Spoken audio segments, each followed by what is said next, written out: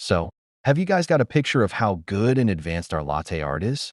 I mean, it's not like we've been pouring lattes our whole lives. A few months of being really dedicated to it can make a huge difference. Even if you're not super fast, you can still improve by being patient.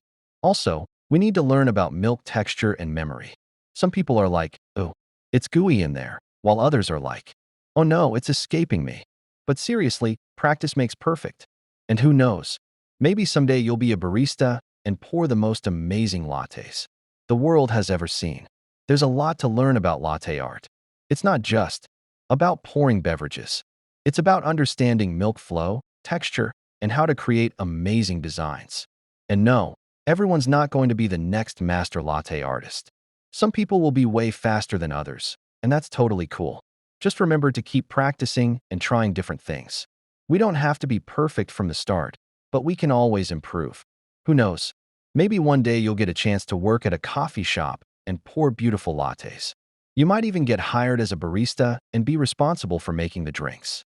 So, just enjoy the process, have fun, and don't forget to celebrate those little wins. Let's all remember that learning latte art takes time and dedication. We're not going to be the best at it right away, but we can always improve. So, why not take it as a fun and creative way to learn about coffee? And hey, don't be afraid to share your awesome progress on social media or in your coffee community. Just remember to be patient and enjoy the journey. Thank you and enjoy watching.